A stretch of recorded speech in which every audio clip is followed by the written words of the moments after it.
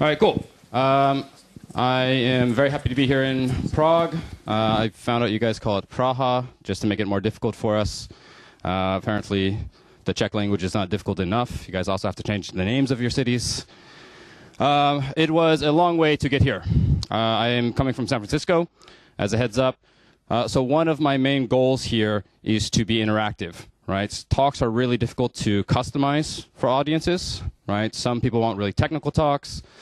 Some people want really high-level talks. And the way that you actually are able to customize your talks is by people asking questions, right? So like I said, I came all the way from San Francisco. I flew into Paris, and it was on Air France, and it was great, but they are French. And so they were striking. And so then I had to fly to Amsterdam, and then to Vienna, and now I'm finally here.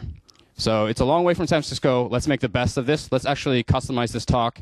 I'm going to talk about lots of high-level stuff. I can go as deep as you would like. Before that, however, I noticed that this front row is pretty empty. So we have some lucky people sitting in the back who are going to get to come up to the front row. So let's see, we have 6 chairs up here. I need the 6 people in the back to come up to the front. All right, we'll leave the second one. 3 back there. All right, and these 2. And you want to come up right here? We're all friendly. For the period of this talk, we are all friends. All right? I need 2 more people over here. Can I get 2 volunteers to come in to sit in this chair, these 2 chairs? If no, I don't have a problem like selecting people. All right, perfect. And by virtue of sitting next to our volunteer, let's move you up as well. All right, perfect. See, this feels a lot warmer, a lot cozier. This is lovely. All right, cool. So before we get started, I'm not going to apply the chess timer talk to you. I'm just going to trust that as, proud Prague people, you're going to ask questions, okay? I'm not going to force it on you. But before we begin, who's shipped, who has ever heard of TypeScript or Flow or Java? All right, cool. Of those, who has shipped a product in either TypeScript or Flow? Okay. Of those, how many of you enjoyed it? All right, cool. Cool. All right. I'm going to be showing you some Reason code. Reason tries really, really hard to look like JavaScript, but there are some unique syntax differences. And I suspect, actually, how many of you have played with Reason? Okay, a few. And how many of you have shipped a product with Reason? Okay. All right, so when those slides come up, I expect the vast majority of you are not going to understand some of the syntax. And if you don't ask questions, I'm going to know that you're cheating. So I expect you guys to ask questions when it comes up. In particular, you guys are going to see this thing right here. Someone should ask me, what is this thing right here? And at the end, I'm going to say a few things about what you can do next with the talk. So the goals of my talk. I'm going to communicate high-level ideas about what is Reason, what is a sound type system, what is GraphQL, how does the marriage of those 2 things work? Why is that nice? Why is that interesting? I can go as deep as you would like. Yeah, all right. I can't go as deep as you would like. I've worked on a lot of different stuff. I've worked on the ClojureScript compiler. I added source map support there. I added reified keywords. For the last company I worked at, it was a payments company. We were 3 engineers, a company of 5 people. We did tens of millions of dollars in revenue. It was a primarily Clojure product, tens of thousands of lines of Clojure. We had Rust and Reason in there as well. So I'm happy to kind of compare and contrast with whatever technology you would like. So we can go as deep as you would like or as high level as you would like. And then finally, my goal for this at the end is to find something that you guys will be interested in playing with, that you guys will actually take home. In particular, although I give a lot of talks, I am not a fan of talks. So I'll give you a example why. Well, I'll give you an example at the end. But ideally, we shouldn't be talking. Right? Ideally, we should be hacking. We should be typing. We should be getting experience with this. It's a lot easier to know if you like a technology and if it's applicable if you actually use the thing. So I'm going to have some calls to action at the end that I hope that you guys will be able to actually use it and play with it once I give you an idea about what it's about. All right, I'm going to show you some Reason syntax and some GraphQL syntax. Raise your hand if you have used GraphQL. All right, and if you've shipped a product in it. All right, so a lot of you haven't. And that's fine. You guys are in for a treat today. Like, this is going to be like a dreamland for you. You're going to be very suspicious of the selling points that I tell you. I promise I'm telling the truth. But the syntax is different. And so feel free to ask questions if you're unsure about it. And with that, we can go ahead and start the talk. All right? This was all warm-up.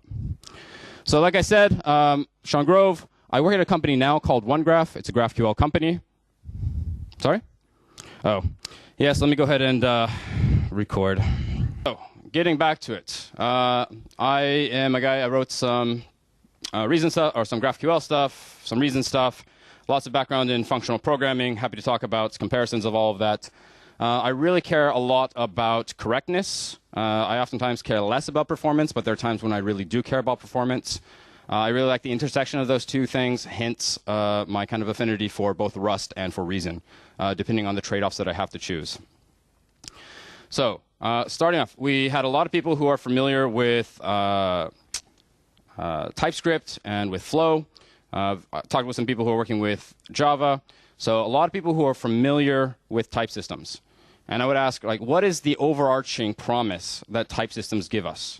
Right? What is the overall goal of a type system? And I would say that, typically speaking, it is to make it more difficult to represent incorrect programs.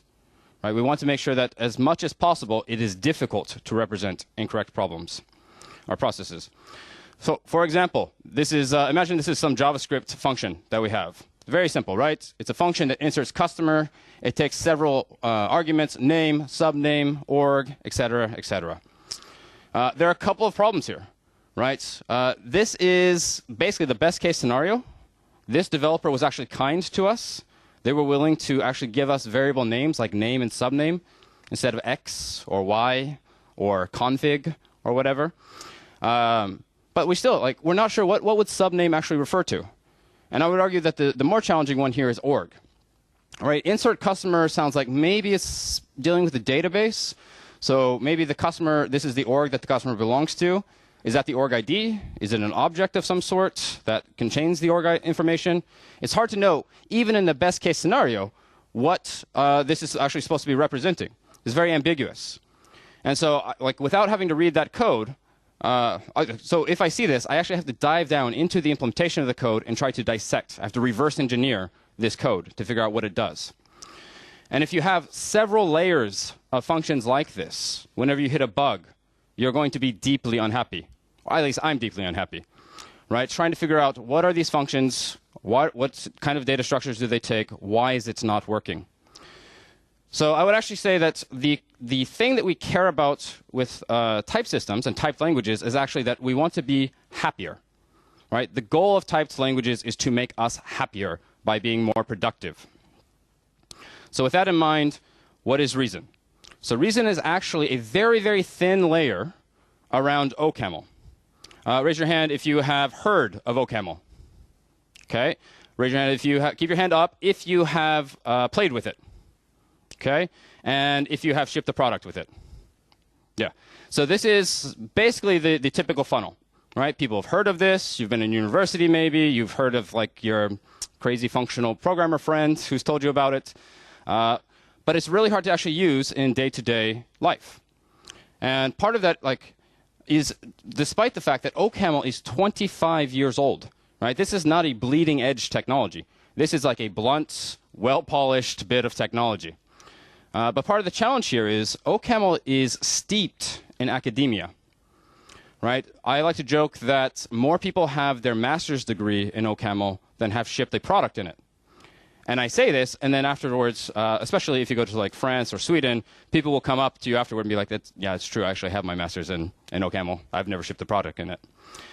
And, you know, that's all well and good. It means that it has an incredibly interesting type system that can do lots and lots of very cool and very nice things for you.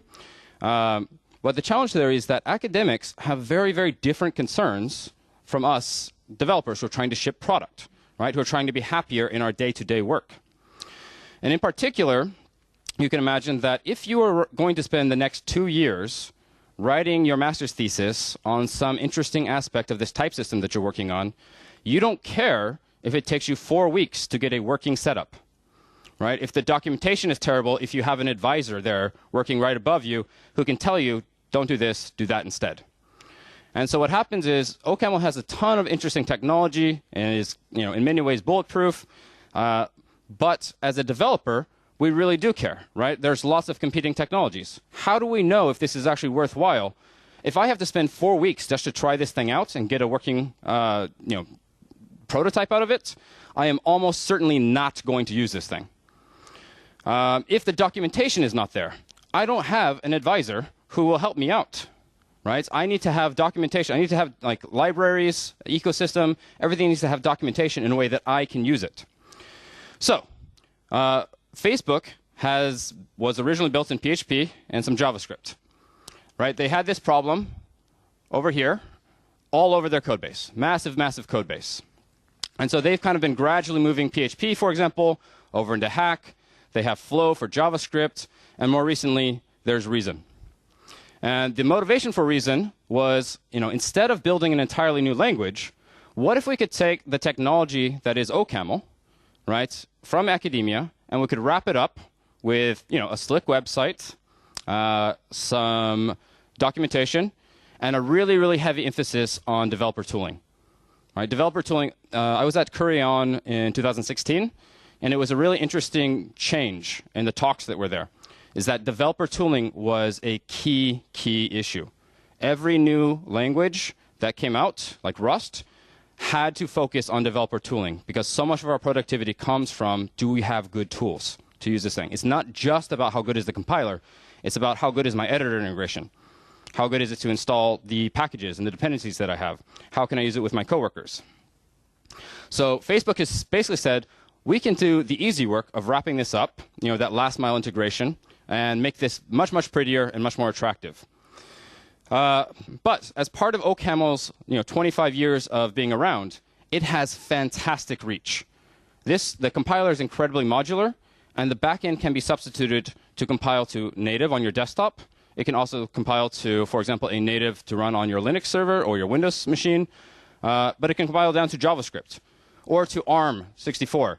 So it can run natively on iOS or Android without having to pay the cost of a JavaScript bridge. Right? This is not some lowest common denominator JavaScript core approach. This is literally, we compile to ARM64, and we interact directly with UIKit libraries, for example.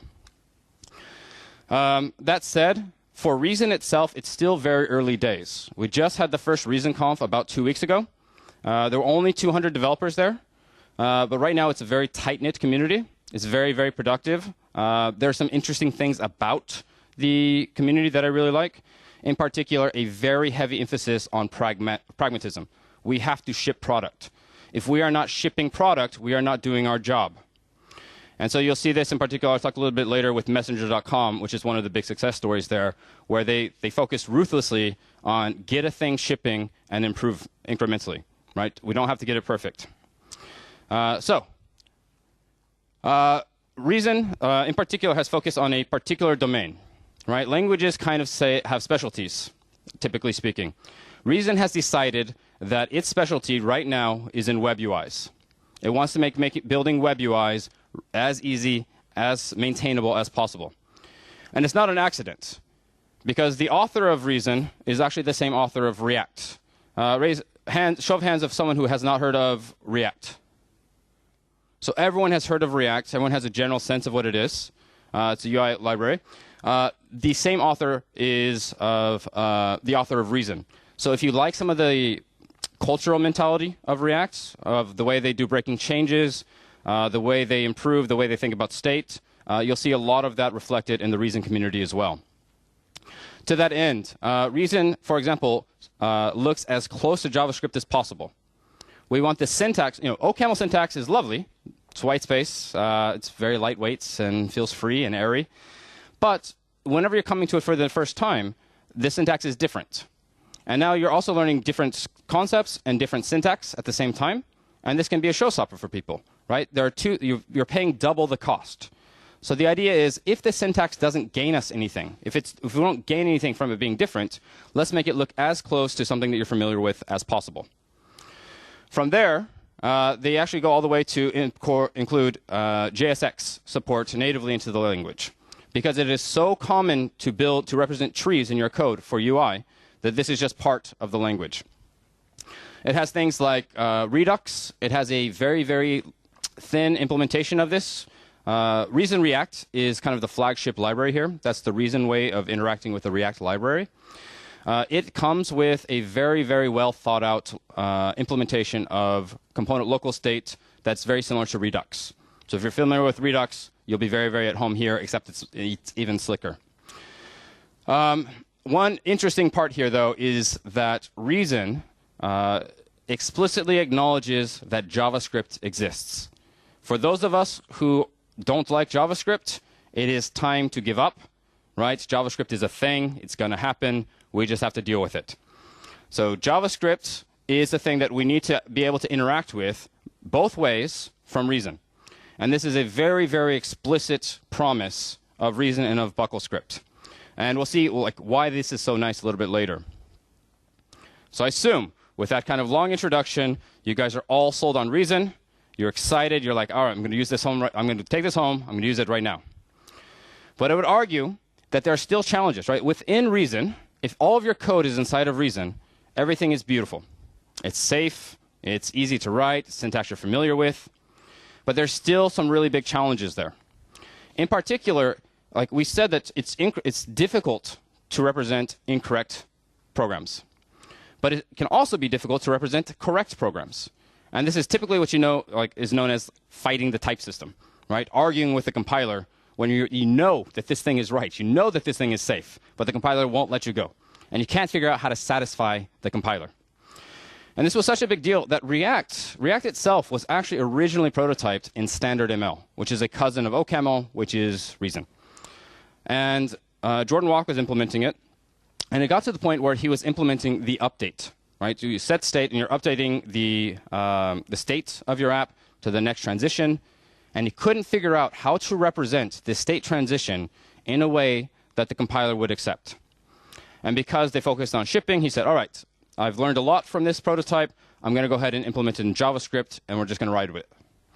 And so we benefited from it, but there was a big challenge of representing a correct program in ML. And there are some other things that, they're still valid to represent, but they're really hard, very heavyweight. And there's lots of academic research on how to make this better or how to push more stuff into the type system. But, this is at best 2 years off and probably closer to 15. And so for me, I'm much more interested in, what is the state of things right now? How does this affect my ability to ship right now? And maybe at most 6 months to 12 months. So I'm not particularly curious about this stuff in terms of judging the technology for whether I should use it right now. So with those negative things, I would say that within Reason's world, things are beautiful. Things are lovely. Everything's internally consistent. The compilers can give you lots of guarantees. And like I said, the domain that Reason has really focused on is web UIs. And there's a challenge here because what is it that you want web UIs to do? Right? At some point, instead of just rendering some pure HTML, you probably want it to interact with the outside world. Right? We're probably building UIs that interact with the server in some way. And this is really, really challenging because now we're stepping outside of the Reason world. Reason doesn't have visibility into this. And this is true of all typed languages. Right? TypeScript and Flow and OCaml and Haskell, they can all help you as long as you stay inside of the world of the compiler. As long as the compiler can look inside of your library, look inside of your code, it can give you these guarantees. But if you step outside of it and you have to interact with the outside world, all those guarantees go out of the world or out the window. So, and this is actually a thing that I think you see manifested, for example, in definitely typed or flow typed, which is community-maintained bindings for libraries. So this is to basically teach TypeScript how to interact with the existing JavaScript world, to extend TypeScript's domain into new libraries, to give the safety and accessibility. And this is a really big challenge here. I think there are a number of, you don't see this happening, for example, in ClojureScript, dynamically typed languages, because the compiler doesn't care. It doesn't have to look inside of the outside world. It's not giving you any guarantees. This is particularly unique to typed languages. And this is only for libraries. right? Libraries are like right there. We're going to compile these things. We're going to link them in with our own code. They're going to run in the same memory space.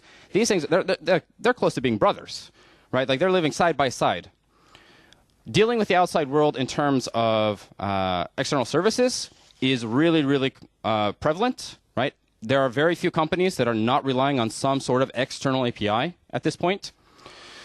And that is significantly more challenging than teaching the compiler about this library. So for example, to give an example of this, this is our first bit of Reason code. We got to the Reason code. Congrats. You guys are all Reason experts now. We're going to make a type. We're telling the compiler, I have this data type. It's person.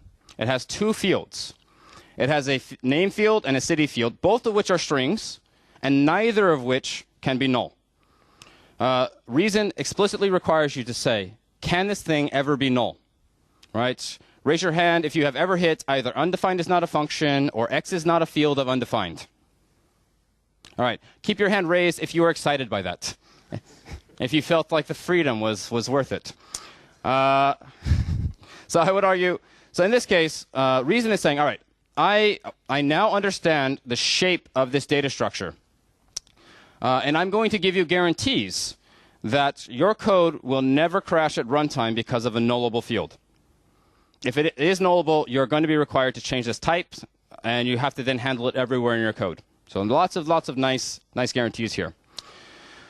And like we might think to represent this type in JSON, right, with basically the natural representation here, name and city.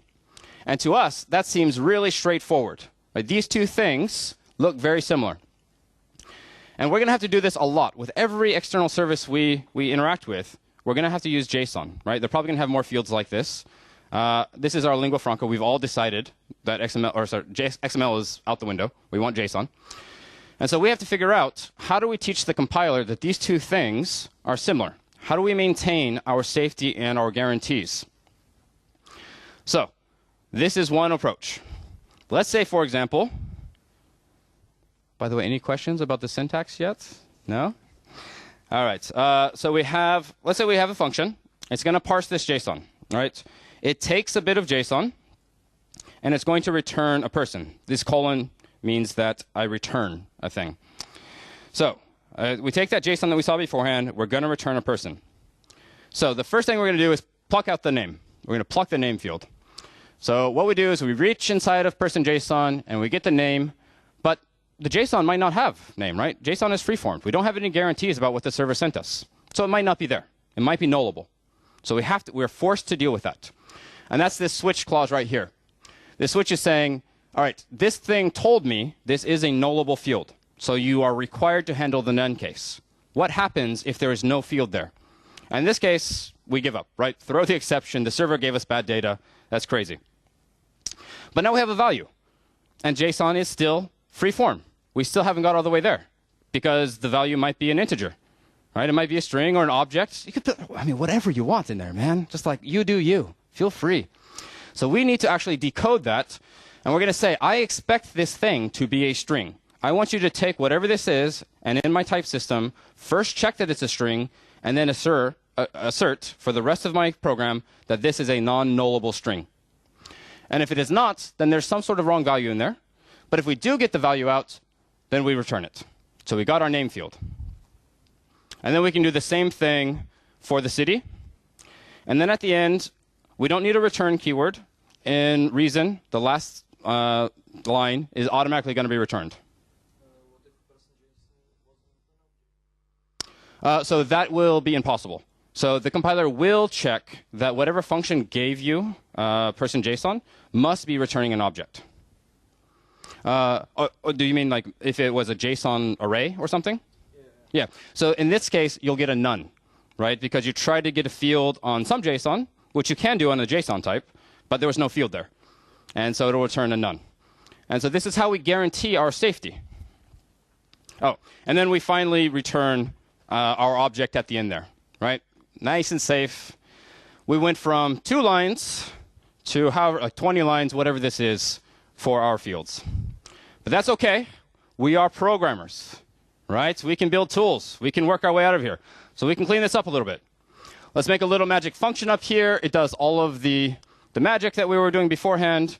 And then we're just going to pluck our field. We say it's a string. Here's the name of the field, and here's the JSON. So now we're back down to 3 lines to create our 2-line object. So we're pretty good, right? So we cleaned it up. We still get that safety, and it's not quite as heavy as what we had before. All right, so as a quick aside, there's this gentleman, Matusz. He's in Poland now. He tweeted in 2016 that in 2017, we would all be writing our web UIs in Reason. And then we shipped our Reason UI in April of 2017, so I would say he nailed it here. But we had to deal with this, right? Our app was one of the first ones that had to go back and forth between a server and deal with all this JSON stuff. So I'm going to show you what it looks like if you take this bit of code here, and you deal with a real server API surface area. So this right here, you don't have to read this, but I'm just going to scroll through here. There is no business logic in here at all. This is the nice, cleaned up code that all it does is convert between JSON and our types between the server. And this goes on for quite a while. And this is still full of bugs. So that's a real-world example. That app dealt with money. Correctness was important to us. We were willing to pay the price of the conversion back and forth, but it was still incredibly painful. But, all right, we can work our way out of this. We can work our way out. So this syntax right here, this is like Reason has basically the equivalent of a Babel plugin built in. This is normal. Any library can ship a preprocessor. So what we're going to do here is we're going to generate those functions. We don't want to type them by hand. We want to teach our compiler, teach our computer to write it for us. So what we're going to do is we have our new coordinate here, or our types here. It has an x and a y, neither of which are nullable integers. And we're going to say, all right, compiler, I want you to read this type, and I want you to generate those functions for me. And so we will automatically get 2 functions out of this. We'll get coordinates to JavaScript. This is not a font thing. This is AirPlay. But we'll get coordinates to JS, and we will get coordinates from JS. And this is going to do pretty close to exactly what we just saw beforehand. This says all of the messy boilerplate. This didn't exist when I had to write that big, long file. I desperately wish it had. But like Reason says, like the ethos of Reason is that if we're trying to solve a real-world problem, and it is painful in Reason, we need to figure out a way to push that down, either into the language, or into the compiler, or into the tools. So this comes out and now solves a lot of our problem. But it solves a lot of our problem as long as we're inside of our system. We still rely on the server to send us correctly formatted JSON. Right? We still have those throw exceptions if the server sent us bad data. And so if you read the Reason manual, it says that the proper way to handle JSON is not with that annotation, not with that plugin. Instead, what you should be doing is recursively descending the JSON object, checking each field, and making sure that it conforms to the right data structure, and then handling it locally if there are any problems. And I don't know anyone in the history of the world who has ever really done this when trying to ship a product on the web. So I would argue that although we are supposed to be handling it, we are still at the mercy of the server to send us good data. Right? If the server sends us bad data, we are going to have runtime exceptions. If a field is nullable, when they said it wasn't nullable, we're going to have runtime exceptions. And the other problem is, this only works, this technique right here only works if we know the shape of this ahead of time. So we'll look at a real-world example, a real-world REST code. This is a response from GitHub. If you are hitting the repository endpoint, this is the JSON you get out. And this goes down to, I think, probably the first floor. This goes on for a long time. And so imagine you're typing out all of these fields, and what is the name of the field? What is the type? Is the field nullable or not? This is a lot of work. In fact, I can show you. This is what it actually looks like if we get to the repository. So we'll look at the repositories. If we do a get call, this is all of the data you get back in one REST call for one repository. Yeah, it keeps going. Yeah. So that's a lot of work to do up front, right? We need to figure out all the different types. And you'll notice it didn't tell you the types of it. It just said, here are examples of the code. So now you need to figure it out. But again, like what's the theme of this? We're programmers. We can program our way out of this problem, right? So maybe what we do is we write a little JavaScript program that it takes a JSON example and it calls object.keys and it walks over the structure. And for every key, it looks at the value, or sorry, the name of the key, and what is the type of the value. And as it does that, it just spits out that type thing that we saw for reason. So we can actually have a JavaScript tool which is generating our reason code for us, right? Generates our type definitions for us. However, so that'll save us with the boilerplate and whatnot. But now what happened? Can anyone see the difference between this and this? Because this is a real-world thing. This difference, this is something that you're going to have to figure out at 3 o'clock in the morning when your program is not working. And in particular here, this field was nullable. This field came back null. Our example didn't have null there. It was a string. But now it's null. We didn't know that. So the challenge here is that our example may not capture all of the variation in a server's API. So maybe what we do is we expand our program a little bit. Instead of taking a single example, what it does is take a list of examples, right? So maybe 10, 100, 1,000, whatever it is. And for each of those examples, it walks over, keeps track of the keys, and keeps track of the history of the type of the value that it has ever seen for that key. And then we can do things like, oh, this is an object. What's the field name? Maybe we can extract that and make that its own type, right? We can do lots of cool things. Now that we have an intermediate representation of this type, you know, we've taken it from JSON. We've moved it into like a JavaScript description of what does this JSON data type look like. Now we can do lots of cool like programmatic things. We can generate reason code, sure, but we could also generate TypeScript code or flow definitions, right? Or there's some other cool things that I'll show you that we could do. So, you know, depending on who you are and how big your server API is, maybe you need 1,000 examples, maybe you need 1,000,000, right? It's depending on, like, it's a probabilistic approach, but hopefully within maybe 100, 200, you've captured most of the variation that exists inside of your API. So I'll show you a demo of what that might look like. This is a tool I built that does exactly that.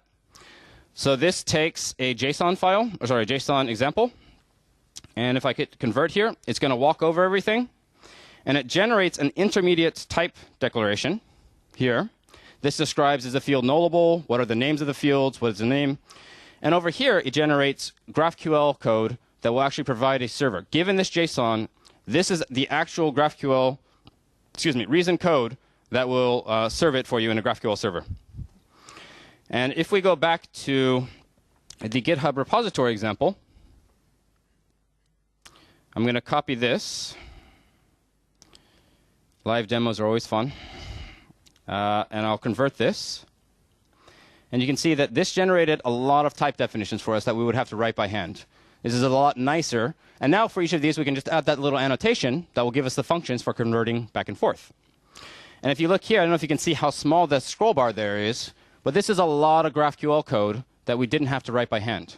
All right, this is really nice. We can program our way out of a lot of problems. Cool. So, and this is applicable for, you know, Elm and other type languages as well. It's probabilistic. You're hoping that you have enough data to capture all the variation. And I'm pretty sure you know that we're not there yet, right? You can guess that the problem is not actually solved. Here's another example. And I'll save you the time. I'll tell you what changed here.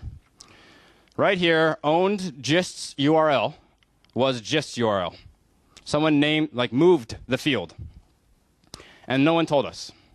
And this happens all the time. Someone on the server side gets OCD, decides they're going to clean up the API, and they have the best intentions, right? They're good people. They're just under different pressures, different goals, and they forgot to tell us. And how do we find out?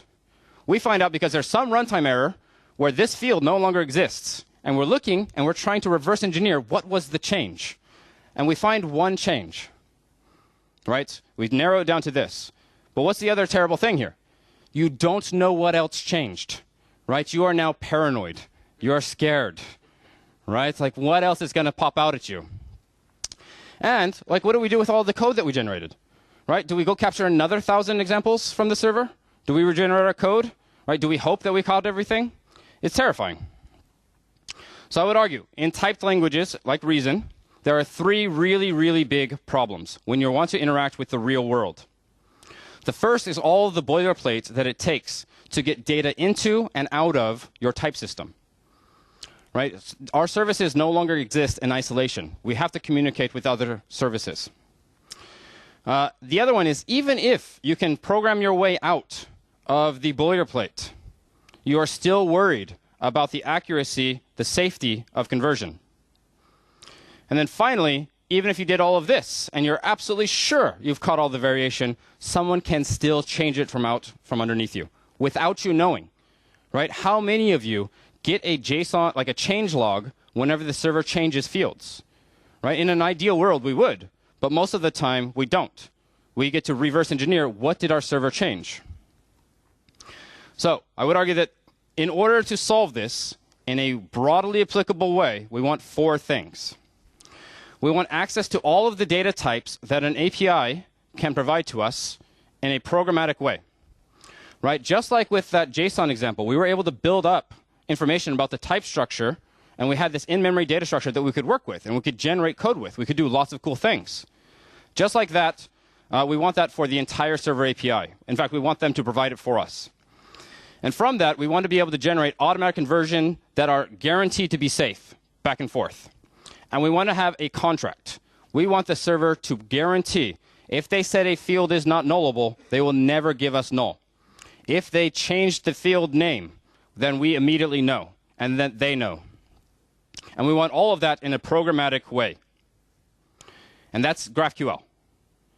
So GraphQL actually built all of this stuff out based off of these real-world concerns that Facebook was hitting constantly. So I'm going to give you an example of the same. So this right here, this huge repo endpoint. What would this look like if we wanted to pull this out from GitHub?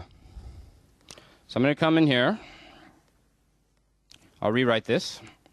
All right, so we're going to start here. And this is GraphQL syntax. I'm querying for the viewer. The viewer is just whoever's currently logged in, which is nullable because the viewer might not be logged in. Right? We might be making an API call from an unauthenticated source. From the viewer, we just want to pull out one field, the login. And you can see over here that the result mirrors the query itself. So what I'm going to do, you can imagine this is like for the REST API, we're at the user endpoint, right? We've got information about our current user. But what I want information about is the repositories. So I'm going to come in here and say I want the last 5 repositories. And for each of these repositories, I want the name. So I'm going to run that.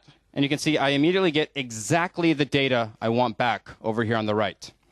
And if I want more data, I can literally come in here and get autocomplete for all the fields that the server provides me. And if I'm not sure, what is the type of the field? I can click on this nodes here, and I see, oh, this is a list of repositories. What is a repository made of? And I can come in here and I see that it has all of these fields here. For example, database ID is an integer, which is optional. To make something non-optional, you add the bang. So inside of here, I have the ability to programmatically introspect the server without the server having to do any additional work. So you can imagine these 2 scenarios are a lot different, right? Working with a REST API and a GraphQL API from a typed language. The other thing is, in particular, GraphQL is introspectable, right? GraphQL can share data or can serve data about users and repositories and projects and pull requests for GitHub. But every single GraphQL server is also introspectable. You can query a GraphQL server and say, hey, what types do you have? Oh, I see you have a user type. What fields does it have? What are the types of fields? Are any of them nullable? What are the description? What's the doc string for the field? So you can actually ask, this is the example of what, if we were to represent project state in Reason, this pipe right here is saying it's an enum. Project state is a type which is either open or closed. The way you would represent that in GraphQL response would be here. You can see that we have in our schema, we have a kind, which is an enum. The name is project state. We have a description that a developer has written that describes what is this thing. And then it lists all of the values that this thing could be. So it's not as succinct as Reason, but it's in JSON. And we all know how to deal with JSON, right? JSON is like the lingua franca. We're happy. We can deal with this kind of thing and generate lots of cool things. Another one might be, for example, if you wanted to represent a user. In this case, maybe it only has one avatar URL. This is the exact same thing. We're saying, all right, I have a kind of object with a name of user, and it has these fields. The field is avatar, here's a description, etc. So we can use that introspection ability of GraphQL, and we can pull out all of that data into JSON, and we can marry it into the Reason type system. So we can extend Reason's domain from web API, or from web UIs into the real world, into safely interacting with our servers. And I'll show you a little bit about what this looks like. So this will get a little bit sharper in just a second. But this is me working with GraphQL and Reason inside of Emacs. Again, pretty hipster editor. So in this case, I have GraphQL up there. That's like the GQL tag, the present thing in JavaScript. And I have my query co-located with my component. This is the query that I'm going to be using inside of my component. And the component, sorry, the query is parameterized by a variable called email. And I'm saying that this email is a type of string. Previously, it was optional. You didn't have to include it, and that the server would be OK with it. But now I'm going to say, this query requires that you pass in a variable called email. And as soon as I hit save, you can see I get an error. Because where I've used it, I did not include that. Right? This is now a required one. So I'm going to pass in an argument called email. And as soon as I hit save, it's good. Right? The GraphQL query literally went all the way through from the server into my editor, and as soon as I hit save, it told me what was wrong. By the way, anyone want to ask a question about the tilde? What is it? Oh, great, great. Good question. If we go back to the JavaScript example, right, of insert customer, you had name and subname and org, and anyone remember the next one? Right? If you were at the call site, whenever you called this function, you would have to remember the position of that. Right? So you would be looking at the next argument, and you'd think, what is this? It's an integer. Right? Maybe it's 5 or something, but I don't know what this represents. So this becomes really difficult with JavaScript. As you get more and more parameters, or more arguments for a function, it becomes difficult to remember the position of them. So what's the solution in JavaScript? Right? Object. We get an object that has some named fields. And there are two problems here. One of which I don't necessarily mind so much is that we now we allocate a new object every time we call this function, right? In order for this convenience to have named parameters. But the one I really care about is typos. I can now have typos whenever I call into this thing, right? There's a config option, that is passed in, and I thought it was maybe, name, and I typed in names instead. And nothing happened until runtime, until the thing didn't render right, and now I'm trying to debug what happened. So this is actually a first-class concern with Reason. Reason has named arguments as part of its syntax. And so what we're saying here is we're passing in a named argument called email, and we're setting its value to this string right here. And now we don't pay, this compiles down to the same exact code as a positional argument would, and we cannot have typos. The compiler will tell us if you said emails, it will say no. This is not a valid argument. So, and this works really, really nicely whenever you marry it with the GraphQL query. Sure.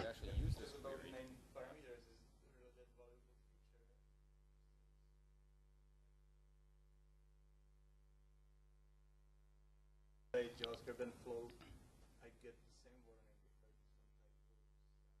warning. Just suggest with the order of parameters. The order of parameters? All right, but imagine, for example, you had name and subname, both of which are strings, right? Do you remember the order? Right? Flow will still be happy if you pass in string and string. Oh, yeah, of course, no. But, yeah, right? So it actually is quite nice to have like this very, very explicit. At the call site, I don't have to remember. like our problem beforehand was we could go look at the definition, we could look at the name of the variables, and then our problem there was we weren't sure what types they were. But the problem is, whenever we're at the call site, we don't even remember what the positions of them are. Right? We have to keep all of that in our head. We have to go look at the definition and keep that side by side with these two things. And if the types are the same, then it's really hard to keep the information. Whereas here, it's very explicit. You know, what is this value intended to be represented as inside of the function? I have a question. Sure. The double hash mark. Oh, great. Beautiful. So for right now, Reason has two type systems. It has a structural and a nominal. I'll explain that a little bit later. One is like Java's type system. One is like TypeScript's type system. This is just whenever you're interacting with objects. It's like the dot. So it would be like result.me.oneGraph. There's some proposal to actually make this go away, so there wouldn't be a visual difference. But just for right now, this exists. That's the only difference. All right. So now we've made our GraphQL query. We're going to get our response back. And for those of you who have worked with GraphQL, you know that a response can be in three states. It can either be loading, which is what happens when you first load it up. It can be failed, and it can be loaded with some result. And this, in JavaScript, usually represent this as if data and data.loading, then early return of loading. If data and data.error, or the return of this. And then you continue along with your happy path. That's maybe what you do. I often forget, right? I'm pretty focused on getting to my happy path. I'm working off of a local connection. It loads really quickly. I may very quickly get to my happy path and forget to handle those other two cases. That will happen in production. That will happen in some sort of, call it a fuzz test case with users, right? Fuzzing my application. So with Reason, we are forced to deal with all of the possible cases. The library author here said these are the three cases that the response might be in right now. And I want whoever is using my library to explicitly handle each of these cases. You can opt out, but the compiler will warn you, hey, you forgot this case. You forgot to handle the errored case. You forgot to handle the loading case. And if you forget this, I guarantee you this will be a runtime error if this happens in your application. So we handle all of that, right? We switch, very lightweight switch off of loading and failed states. And then finally, we get to our loaded state. And what we can do here that's really nice, we can actually ask the compiler, we can ask the tooling, what is the structure of this result? So I'll show you a live data here, or example here, since you guys probably like VS Code more. So here's a really big query, right? It has lots of fields on here that I need to use. And this can be actually difficult to remember whenever I'm actually going and accessing those fields. All right. Back up. Okay, cool. All right, so this is the same case we saw before, loading, failed, and loaded. And I can hover over the results here, and it will tell me, here are all the fields that are in here. It's a big type, so it doesn't render very nicely right now. But this is really nice for autocomplete, right? As I open up the eventual field, it will only show me the fields that are available at that point. If I try to access a field that is nullable, I have to deal with it. If it's a list, and I forgot it was a list, it will tell me automatically. So this is really nice to have the server-side integration come all the way into your editor for autocomplete and for safety. And the last thing is if I, for example, if I get a typo, I can come in here. Maybe I thought it was name instead of full name. As soon as I hit save, again, it'll say the server cannot satisfy this. This does not have a field called name. And when I go to fix it, I'll type in F. I get full autocomplete. I get to autocomplete my way through the server-side API. Right? Right now, the way that you learn about a server-side API, in the best-case scenario, is you go and you read their documentation. And you try to match up what is the response with what I'm trying to use right now in this local state. It's beautiful to be able to just get that all the way through and not have to worry about that. So, in summary, on the front end, what we get from GraphQL and from Reason, we get incredibly powerful clients. Right? We are guaranteed to have no overfetching and no underfetching. So, again, remember, this query pulled out the two fields that we wanted for 5 repositories. we only wanted 2 fields. Imagine how big that response would be if we hit the REST API, right? This is a lot more data. And it's fair to ask, why is this so big? This is not a bad design. This is GitHub. GitHub knows how to design APIs. So why is it so big? Right? It's because it's so painful as a client to deal with REST APIs. You make a call out, and you get some data back. All right? Maybe we got some information on the repository. And there's a field called user ID. And what we want to do is just get the owner's email address. And we don't want to have to take that user ID and make another call to a different endpoint and then pull off that field. And so there's a natural pressure to push more and more fields into a single endpoint to make it more efficient for clients, right? Each one of those calls is increased latency. To make the first call to the repository, get it back, and now I make another call to the user endpoint is increased latency. So there's natural pressure. But now this leads all of us who don't need those fields to suffer for it, right? Because someone needed it, now we got to download it in every one of our clients. And so with GraphQL, we get only the exact thing that we want. So here, again, we hit 2 endpoints here, the user endpoint and the repositories endpoint, and we got only the exact data we needed with as low latency as possible. There was only a single request that went over to the server. The server handled all of the different requests it needed to do, gathered it up, and sent us back one result. So this is as close to optimal as you can get. No overfetching, underfetching, low latency. On the Reason side, we get a super safe client, right? We are guaranteed that there will be no runtime exceptions in our client. If a field is nullable, we will know about it. If a field has a certain type, we will know about it. We will deal with it. We'll be forced to deal with it. And then finally, our clients are actually easier, right? We don't actually have to think about all the endpoints that we hit. This is really, really rare in our day jobs. Typically, we have a really strong tension between performance, safety, and ease of use, right? Every library written in C struggles with this, right? In particular, the safety one and the ease of use, right? What do we trade off there? We want performance. With GraphQL, it's one of the very, very rare exceptions where we actually get all of these things together. I personally, I know it sounds dubious, but I promise you, this is a very, very well thought out system. Yeah, it's really nice. My last concern is regarding the changing of the server API. How does it guard you against some guy renaming the field? So there are 2. So the question is, all right, this is beautiful, but someone could still change the server out from underneath you. And there are 2 things here. One is a cultural one, where you are never supposed to remove a field. You can mark it as deprecated, and that will hide it in all of the toolings, and you can tell people use this field instead.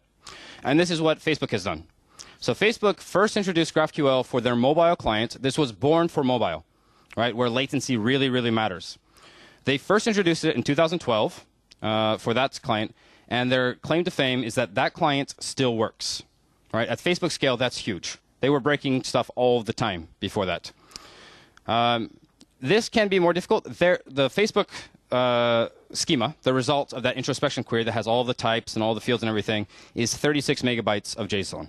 It's really, really big. They have a huge schema. Right? Facebook deals with tons of data. Maybe less now with the GDPR, but they deal with a lot right now. But they've done a great job of doing that. Failing that, right? Failing this, maybe someone is not adhering to the cultural expectations. The nice thing with this JSON is you have the results of the previous introspection query. And so if you can ask it right now and you say, hey, what is your current server? You can do a diff, and it will tell you exactly what changed. At the very least, you are not reverse engineering what changed. You have an exact list of what has changed. And in fact, what we do is on every build, every time we push it, it goes through the Sugar CI, is it downloads the latest version from the server and says, can you satisfy this? Right? Does your current schema, have you changed anything in a way that can't satisfy this? And this most likely is probably the result of an oversight on the part of the backend developer. But they also have this test, right? Where whenever they push it, they have the results of their previous JSON or the introspection query that they generated. And if they did something that removes it, their test will fail. So you're always aware if you have removed or broken a field. So it makes it much, much more explicit, where it's much more difficult to break your clients. You know which clients you're breaking, and you know if you broke them. Yeah, but the runtime Yes, exactly. Yes. But it does, what I would say is that it shaves it down at least to this much, much smaller one, right? Where it was almost certainly intentional at that point, like, or vindictive. So like maybe you have a not much else to do. yes, exactly. Yes, so but this at least makes sure that everyone is, like, we have a contract that we're supposed to be adhering to. The server knows if they've broken it, and the client can trust it. And in fact, the leading implementation, the reference implementation of the GraphQL server is in Node.js, and it does all of its type checking at runtime. And if you have returned a field, for example, a null or an integer, where you said this is going to be a non-nullable string, it will throw an exception rather than sending the value to the server, or sorry, to the client. So there is a lot of emphasis in the GraphQL community around tooling and around always being correct and not breaking your clients. It doesn't mean that everyone adheres to it. If you can control every one of your clients, then maybe and you can upgrade them lockstep, then maybe it's fine. Most of us can't. All right, so let's say that you're sold. I'm going to take you through how to build a full front end in GraphQL. And we did this at the ReasonConf at the afternoon, and we had, 20, 30 people who actually went through and did this very, very quickly. So we're going to do create React app. Has some templates or some script. We're going to npm install our dependencies. You can see there are a lot of dependencies here from npm. This is really, really nice. It is beautiful that we don't have to rewrite the whole world in Reason in order to start shipping product. Right? That's a lot of stuff to rewrite to be able to ship a product today. So with Reason, we get to just pull this all in and start using it right away. The next thing we're going to do is a common, this is common to all of the GraphQL clients, is the introspection query. We're going to send it to the server, and the server is going to give us back some JSON that says, here are all of my types, all of the doc strings, everything I have. And it's going to store it in a JSON file in the root of your project. We'll use that in just a second. Next, we create a Apollo client, and you can see here again, we're making use of named arguments, right? So we know that cache is in-memory cache. We know what links that we're including. We have our query. Again, we get to have all of that in line right next to the component we're going to use it with. And then we render it. So 4 steps, we're good to go. The cool thing here, though, this preprocessor, this GQL, the equivalent of the GQL tag in JavaScript, what that's going to do, at compile time, it's going to look at the JSON file that was downloaded from the server. And as it's parsing, this is actually a string. This is represented as a string in your code. This, at compile time, it's going to parse this as a GraphQL query. And as it traverses that query, it's going to look inside of the JSON and say, all right, I have a name field on a user's object. What type is that? OK, is that nullable? And then it's going to go ahead and generate all of those type definitions that we saw earlier. Right? So this is a combination of those techniques that we saw before. But instead of us doing it manually, we can rely on the server to give us enough information in a standard way where all of our tooling gets to use this. Now, on the back end, if you wanted to build one of these things, I would say, as a backend developer, I personally, so I've worked on both sides. I typically work much more on the back end. I would argue front-end developers do a more important job the vast majority of the time. They are the ones who are dealing with the customers, that are dealing with the clients. They are the ones making a differentiating experience for my product. I want to make sure that I support them as much as possible. Right? They have their own goals. They want to be productive. They need stability in order to be productive. They want to make sure that everything is safe. They really don't want to be woken up from PagerDuty because of a runtime error. So they want guarantees, right? If I told them I'm going to return an int, I have to return an integer. And ideally, I'm going to do all of this checking at compile time. Right? We talked about how GraphQL JS on Node.js does this at runtime, but this pushes off the error, and it actually now the client is exposed to it. Right? Now they get an error state rather than a happy state. So I want to be the one who hits the error state as early as possible. And like this is fairly like reasonable stuff, I think. We're probably all on the same page about what we want to give to our front-end developers. But the challenge is we want to do all of these things as our team grows, and in particular, as our schema grows. Right? Facebook dealing with 36 megabytes just to describe the kinds of types that they have, the kinds of queries that you can make. That's huge. Right? It's very, very difficult to make sure that everyone is on the same page about what the schema actually looks like and if they are adhering to the guarantees that they said that they would.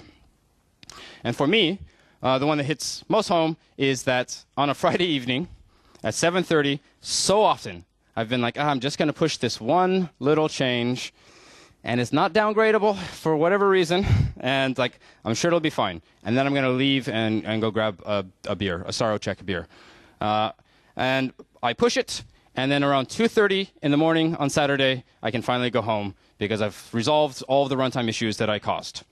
And what I want is to know that I'm not going to do that. I want to be able to push on 7:30 on a Friday and know I'm not breaking anyone. Right? And if I am breaking it, maybe I can at least push that off until Friday so I can get my beer. So in in Reason, we have a native GraphQL server called OCaml GraphQL server. Again, OCaml is the same thing as Reason, except for a different syntax. They're compatible in every other way. OCaml GraphQL server is the best GraphQL server in the world. I have not used any others, so take that for whatever it's worth, like the salt. But I do really like it. It's made by some pretty nice people. So this is what it would look like if you were building a GraphQL server in Reason. Right? The first thing we're going to do is say, all right, we have a user. We may not want to expose all of this user type to the client, but we have an internal representation of a user. So the first thing we're going to do is create an object. That's this object function, obj here, that comes from the GraphQL server library. We first give that object a name. This is what the GraphQL server is going to say. Like, I have an object. It's called a user. There's a doc string in here that's going to be exposed in the tooling, like either in your editor or in some other system. And now we have a list of fields right here. So we have a field of name. You'll notice we're not exposing location, which is a nullable string. That's the option there. In this case, with a field, we're saying this name field is a non-nullable string. It takes no arguments. And whenever it comes time, whenever the client asks me for the name of this user, you're going to pass me in a user record, and I'm going to pluck the name field off of that. And this is a particularly simple resolver. But the nice thing here is we cannot have a type error. Right? We said in this tip, the TYP here, this name and argument is great, that this is going to be a non-nullable string. And if we returned an optional string here that might be null, it won't compile. It'll tell us, look, you lied. Right? Either this is wrong or this is wrong, and your client is going to suffer. So fix it. And then we boot up our schema. We list all of the objects that we have, and we're good to go.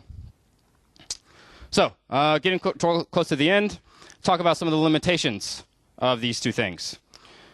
Both of these two things are figuring a lot of stuff out. GraphQL, for example, has everything nullable by default. And this is because Facebook has tons of data. They weren't sure if a field is always required or not. It's hard to know at their scale as things are changing. So the way they introduced this was to say, all right, everything is optional unless the developer says this is not optional. And then they forced the clients to deal with it. So they got their safety, but through a lot of work. There are some proposals that maybe GraphQL should, for example, in the near future, default to non-nullable. In particular, because, as we'll see in a second, it can be really, really painful to deal with nullable fields in typed languages. And Facebook likes typed languages now.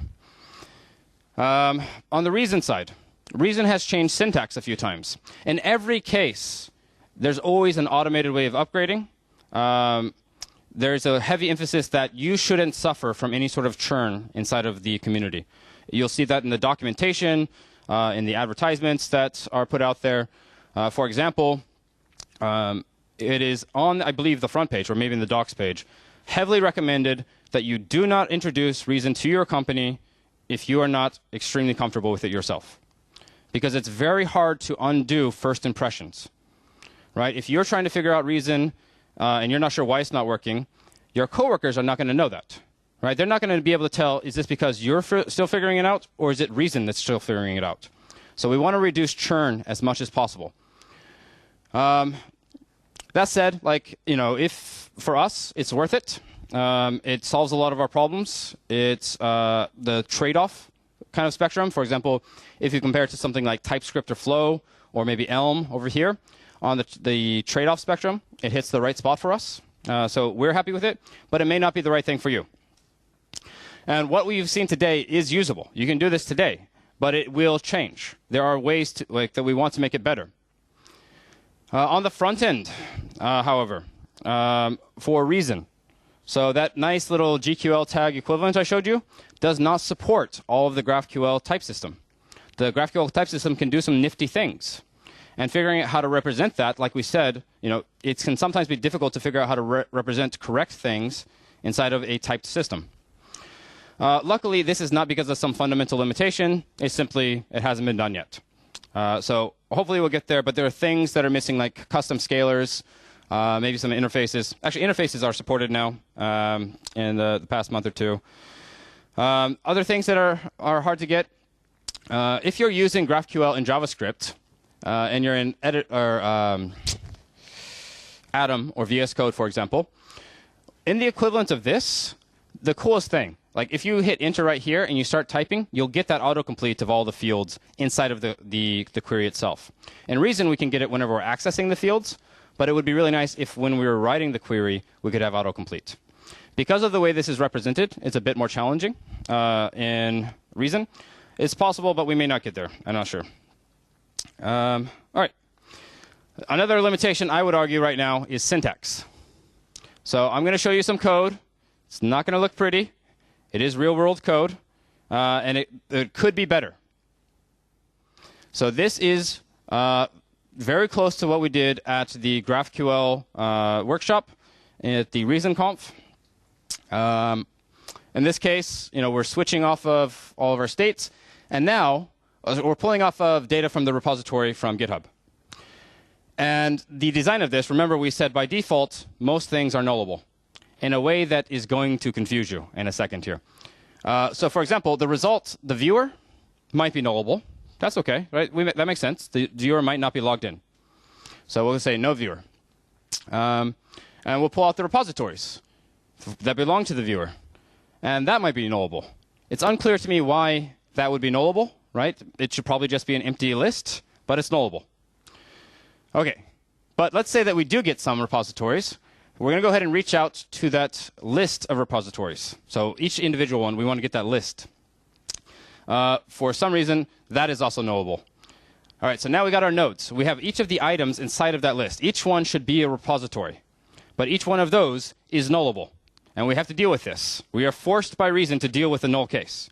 So imagine you have repositories, which is a nullable list. It might be null or a list. Inside of that list, you might have a repository, null, repository, null. I don't know why you would design an API like this, but this is what it is right now. Once we finally get a repository, for somehow the name of the repository might also be nullable, right? I don't know how that's possible. Can you have a nameless repository on GitHub? But this is how the API is right now, and this is how we have to deal with it, right? This is, I would argue, still worth it. We still get all of the safety and all of the nicety of autocomplete and everything, but it is pretty heavy to deal with all of these optionals. So the suggestion is that we take inspiration from Swift and from Rust, both of which have support for this question mark operator here. So this question mark operator is saying, all right, let's pull the viewer field off of result, and if it is none, just return none. But if it is something, then pull the repositories, which itself might be nullable. But if it is not nullable, pull out edges, and then pull out node. And you can see down here, we'll pull out the name of this thing, and now we've reduced it to a single switch. So this is a lot nicer, right? So the nice thing is we can retain all of the safety, and we don't have to pay necessarily the burden of the syntax. So it's really nice that the Reason community, the Reason designers, have this strong emphasis of if you are trying to solve a real-world problem and it feels clunky in here, we need to solve that. we need to push that into the language, into the compiler, or into the ecosystem somewhere. All right, on the back end is still young. There are challenges of like how do you represent an error state inside of these two type systems. For example, let's say you have a user which is non-nullable. The server guarantees it's going to have a user for you. And you pull out the address. The address is guaranteed to be non-nullable. And now you're pulling out maybe the street, right? Your resolver is pulling out the street there. And an error is thrown. What do you return to the client? Right? You guaranteed that that street would be non-nullable. And now you're going to return a null? Well, maybe you have to like make the address nullable. But that's not nullable. So you actually have to find your way all the way back up the tree to the first nullable object. And then you can go ahead and include some error messages in the programmer part of the response to tell the programmer, hey, there were some errors here. So that's still being figured out. It works for us, but it may not work for you. The other thing is that it's just overall very far behind the reference implementation. And it always will be. Right? The JavaScript ecosystem is huge. Reason is not going to catch up to that anytime soon. Unless they switch the reference implementation to Reason, which, if you guys maybe open up enough issues, I don't know. So, we're always going to be behind. So the question is whether or not it covers enough of the spec to satisfy your company's problems. So like I said, the thing that you saw beforehand, that syntax change, that is definitely something that you guys could work on if you were interested. Like I said, when I worked on the ClojureScript compiler, I implemented a few different things. I was definitely unqualified to do that. I had no idea what I was doing. But the people were warm. They were welcoming, and they helped me. They guided me. The same thing is true of Reason. We've had two major contributors who have changed the syntax in fantastically intricate ways who had no experience of that beforehand. And because of the community, they were guided to have a very efficient, very safe, very easy-to-use implementation of it. And I would argue that even if you don't work on that, just complaining, joining our Discord and complaining about the things that hurt, right, saying you don't like something is enough to give us real-world feedback so that we know what we need to be working on. So that is also contributing just by complaining. Yeah.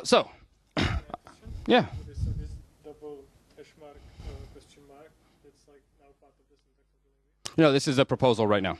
Yes. Can you implement it yourself since you have this? Yeah, so you can implement it in. So there are two different levels. The question is, does the ## exist right now? And right now, no. It is a proposal. And then the question is, could you implement it yourself? Because you do have a preprocessor. You don't have a preprocessor in the same way that a Lisp preprocessor might work. No. So it's more for code gen than it is for that. However, you could implement it.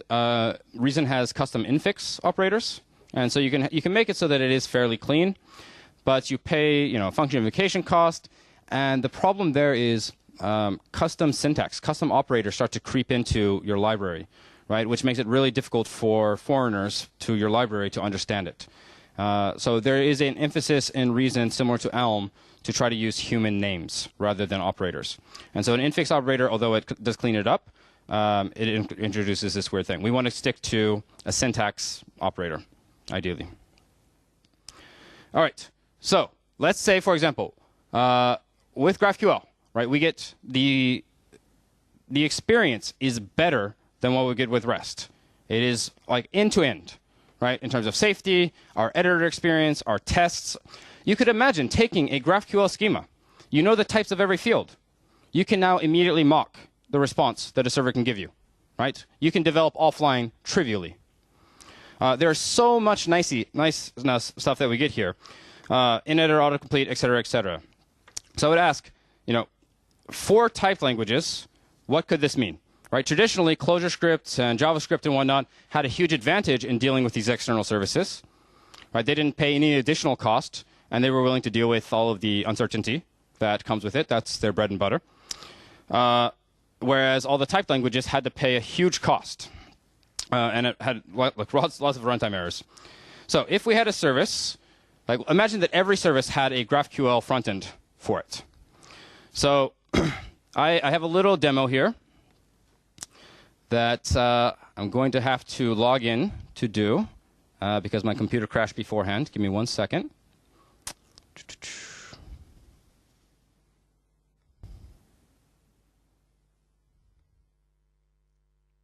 It wants a little bit of access to my data.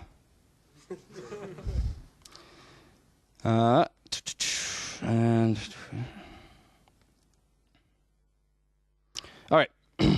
So let's say that I was dealing with a application. I was trying to make an application that has to deal with the YouTube API. So I'm going to pull a video ID from here. All right. So can everyone see this? Is it big enough? Back and back? All right. So let's say I want to pull out some information about a video given its ID. So I'm coming here, I'll run this, and I get the ID back here. So maybe I want to know, for example, the title of this video. So I can go ahead and pull that out, and I get autocomplete. I'm exploring the YouTube API just through autocomplete. This is really nice.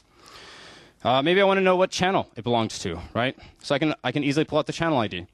And this is traditionally where REST would end, right? You got your response, you pull out the channel ID, you make another call. But it's very rare that as like in developers, we actually wanted the channel ID.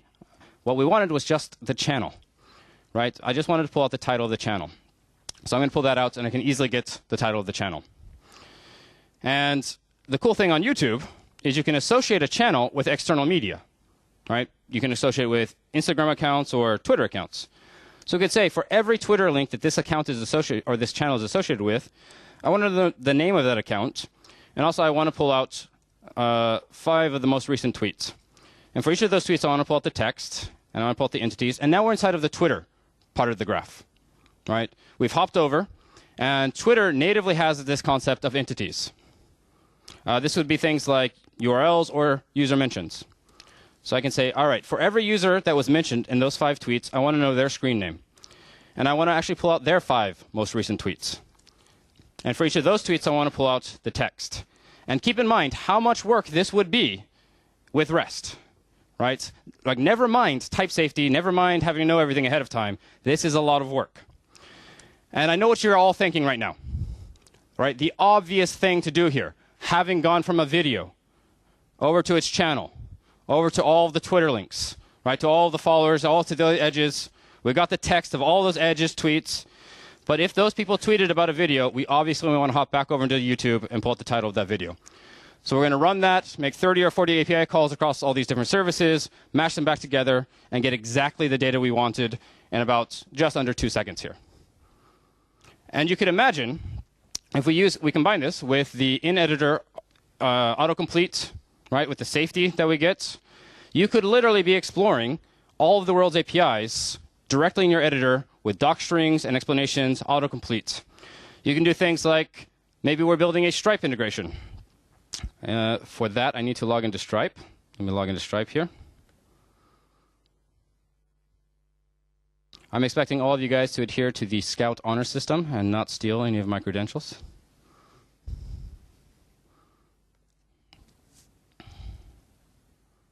Okay. So you can imagine if you're building a Stripe integration, right? We can, because of this typed representation of GraphQL, we could literally say, all right, what are all the fields here? Well, Stripe, what fields does Stripe have? Well, customers. We take care of pagination for you automatically. For each of my customers, maybe I want to get the whether they're live. I want to get their email. I want to know when they were created. And I can go ahead and run this query, and I get the result back. I literally was able to write a query. You could imagine doing this inside of your editor, autocomplete your way through using an API. So this is the one graph. That's what I built. But I would argue that if you want to help Reason build, or Reason or any typed language grow, GraphQL servers are huge.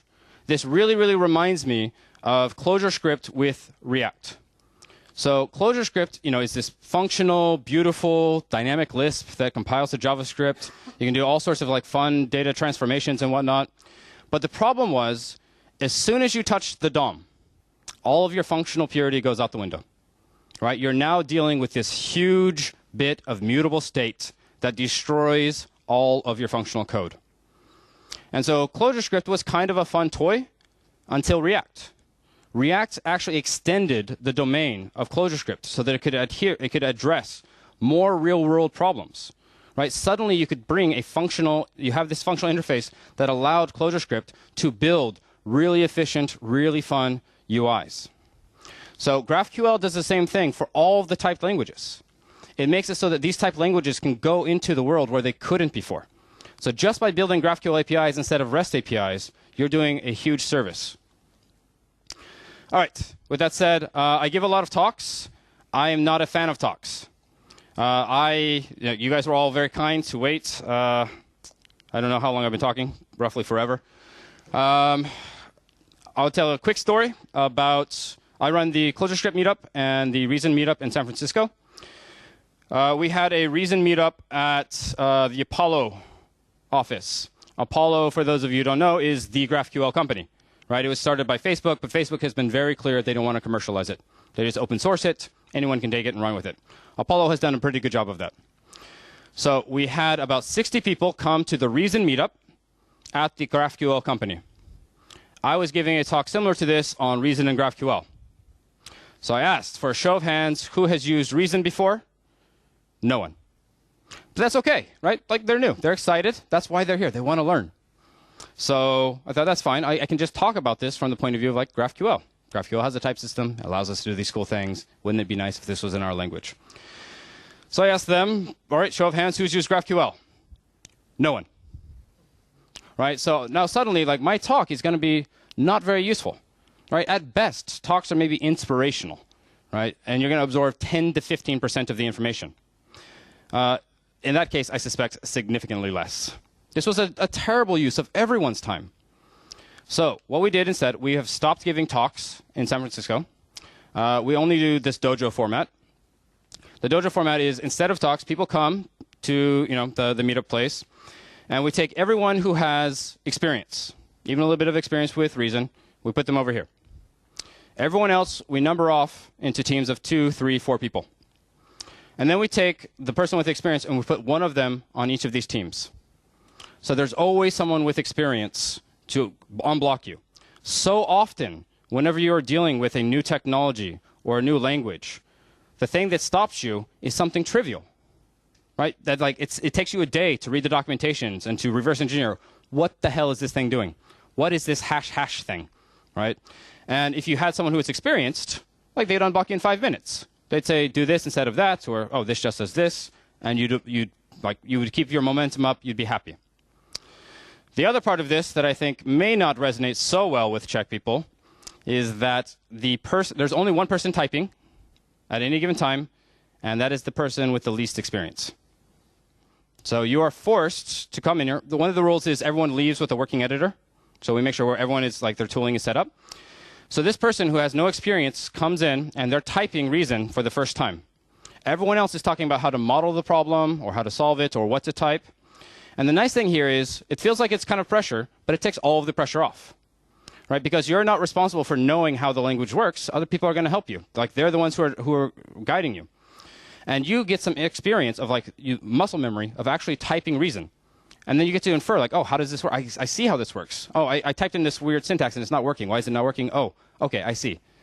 Right? And this unblocks the newcomers so that everyone leaves with a working editor, some working code, and, like, the ability to, like, and some experience of typing. So this is really, really nice. At the end of the night, everyone demos, like, how far they get. So, like, a tic-tac-toe demo or something like that. Here's how far we got. Here's what it does. They also go over the code. How did they model the program? And this is really, really useful because you have just been solving this same domain. Everyone is working on the same project, all the teams. You've been working in the same domain. You can see how did they solve it. And you can see what are the trade-offs, right? Oh, I see that your solution requires a little bit more work to use, but is absolutely safe.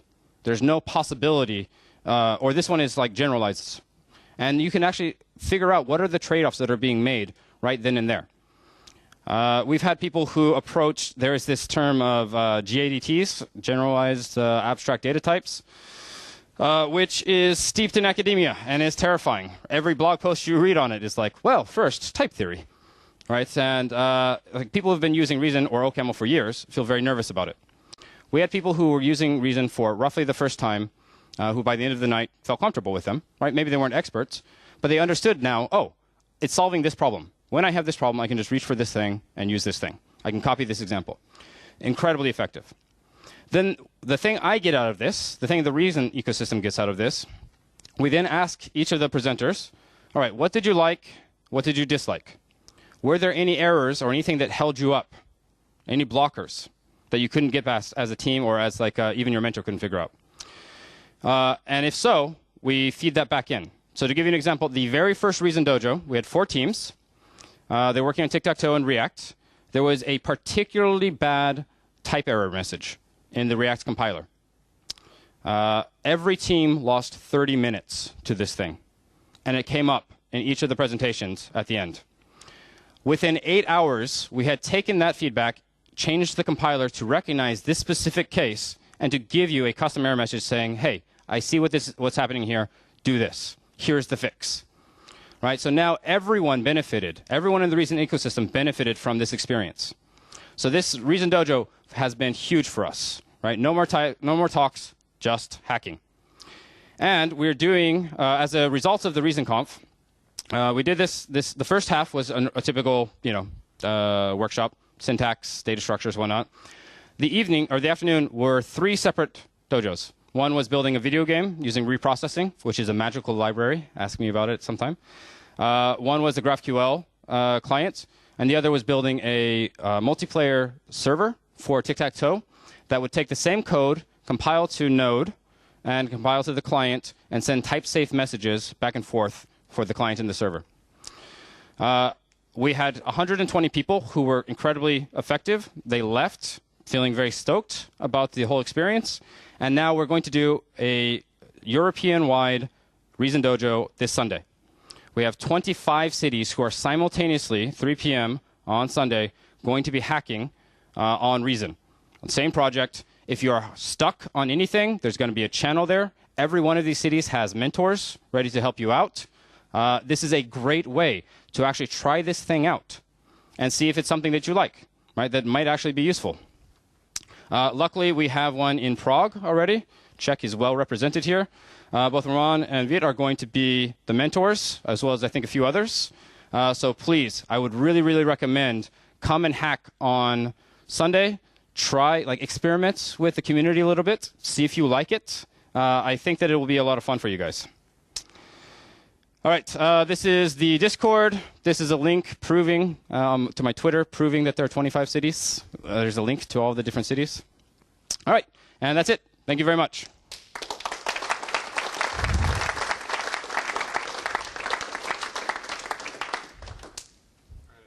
There's one question. Sure. Oh, and also we need to give t-shirts to someone. Okay. What does a Bybin syntax do? Oh, okay. So I think this is in reference to. We had so this is the variant in OCaml. Sorry, in Reason. Where's the beer? So the project states, this is how you represent. This is like an enum, all the possible values a type could take on, and this is incredibly useful. This is something that TypeScript and Flow really, really struggle with. Reason has exhaustive pattern matching, where it can guarantee that you have covered every single case, that you have not forgotten a case. And this is how it does it. You tell it these are the possible cases. Anyone who interacts with it needs to handle them.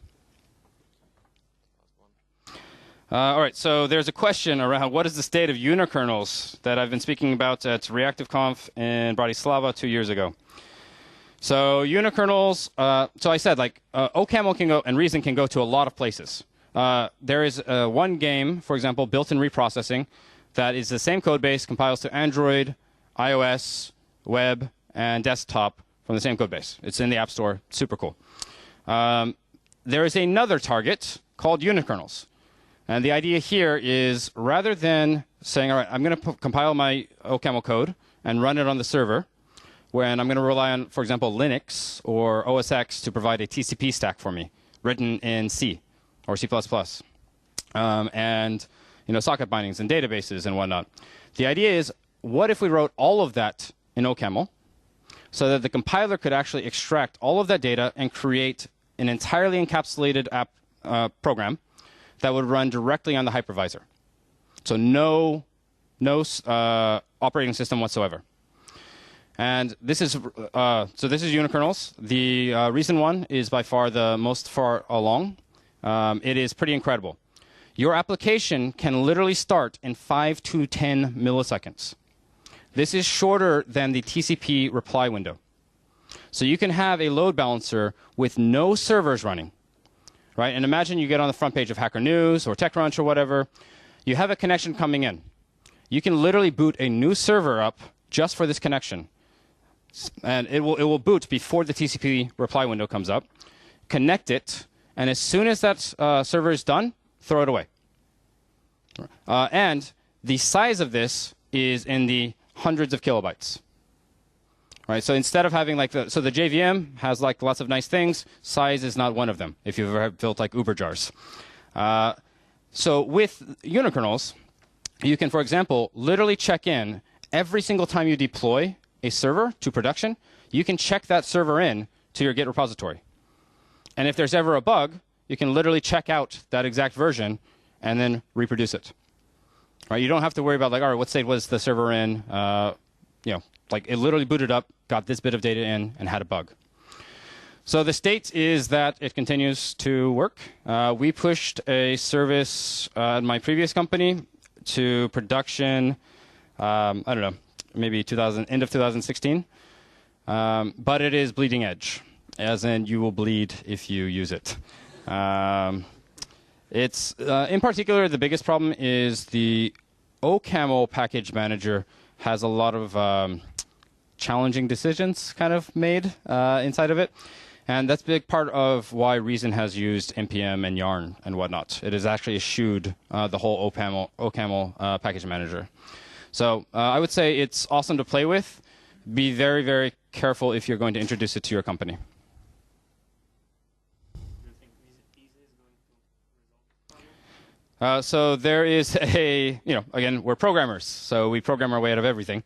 The question is Easy going to get us out of this? And Easy is an attempt by the Reason community to build a really, really good meta package manager. And the idea is we want to be able to pull in packages from OPAM, which is the OCaml package manager, NPM, Yarn.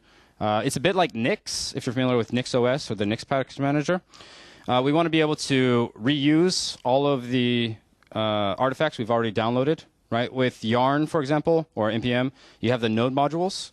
And then you have lots of these all scattered throughout your computer. It would be better if we could just reuse them, right? Share them across projects, as long as we have guarantees that they are the same, that they haven't been modified.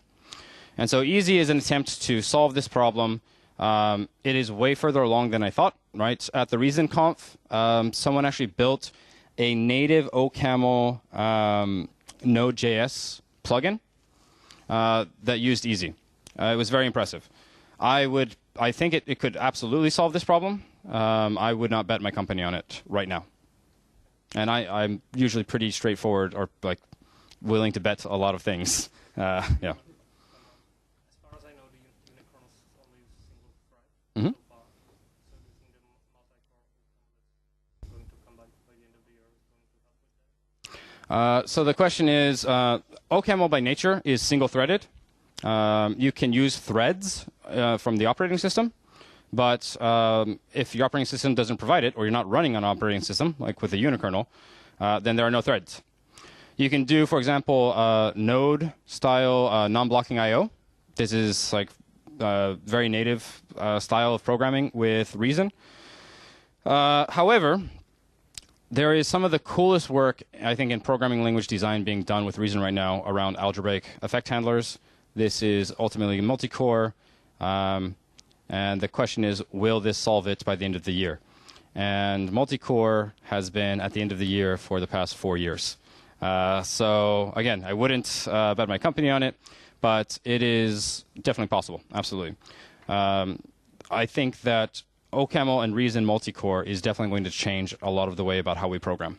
There is something fundamentally profound about the things that they're doing there, and I cannot wait to play with it.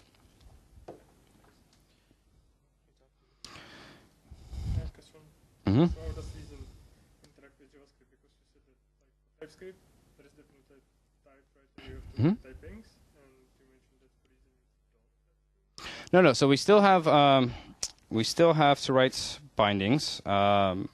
It's very similar to how TypeScript works, except it's extremely lightweight. It's typically you can bind to a whole module in a few lines. The other thing is programmers. So we build tools. At the ReasonConf, I believe Javi showed off a tool that uses the OCaml flow parser to actually walk through your JavaScript code and extract all of the types based off of the flow's inference of everything. You can also take the existing TypeScript and flow definitions and automatically convert them over to some rudimentary Reason bindings. It's the same as definitely type, except it's easy. Exactly, yeah. And it's mainly, like, whenever I say it's good, is that it's largely in comparison to other typed languages. Yeah. All right, we have one other shirt here. You can see that this is a one-of-a-kind customized shirt. California Dreaming, they got my flip-flops and Reason and everything. So if you're feeling down, lonely in Prague, if it's a rainy day, maybe this shirt will lift your spirits. I wanted to give it to the person who asked the most questions, and I lost track of who was asking questions. So how about whoever comes up with the most interesting question after this, I would be happy to give you a shirt. Right here? Yeah. I'll be right here. Sounds like my question is, or like not maybe a question. I'm still missing like the killer feature because right now, if I'm using JavaScript with Flow and I'm having the GraphQL backend and I'm fetching the data over Relay framework, I'm quite happy with what I have, especially if I can use all the syntactic here. Why shall I? Yeah, so the question is, all right, so if I'm using, for example, GraphQL and Relay and Flow, right, I have basically an approximation of a lot of this stuff, right? I have type safety all the way through the server.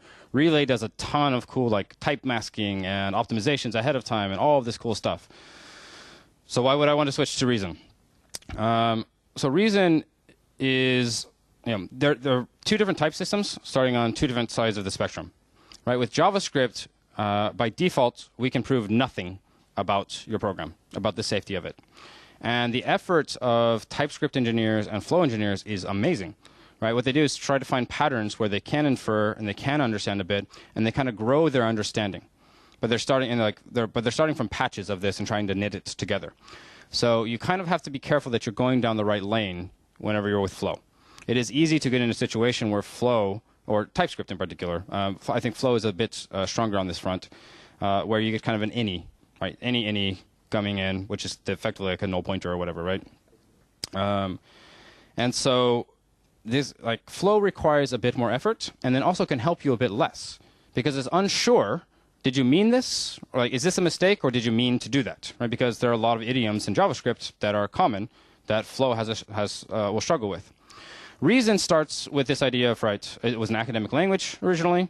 What if we had we could prove everything inside of our language, and then we'll grow the language from there, right, bit by bit.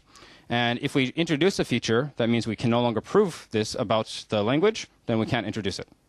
And so it's taken 25 years for it to grow to the point where it's actually really usable, pleasant to use. So Flow will get you, I think, about 70% of the way there. If you like Flow, and you like GraphQL, and you like Relay, you are going to love Reason. It's one of those things that if you just try, you think, okay, I see where this saves me, exhaustive pattern matching is huge. There are a ton of cases where, Flow couldn't catch me here. And the nice thing is, just like React, the key word here is incremental. Right? React was designed to be able to incrementally introduce a little bit, right, bit by bit, and grow it inside of your application. Messenger.com was switched. They used Flow They use GraphQL. They switched to Reason bit by bit, incrementally, over the course of about a year. About 75% of it was switched from this old technology to this new one. Messenger.com has, I think, 1.5 billion users, 2 billion, something insane like that.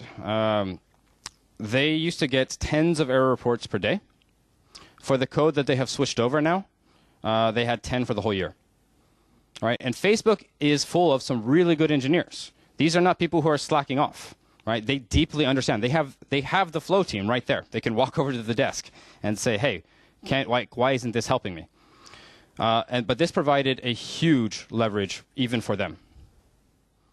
But I would say that if you like this, it's just more of the same. All right, come and talk to me afterward. I will let you guys go so we can have some beers and whatnot. All right, thank you very much.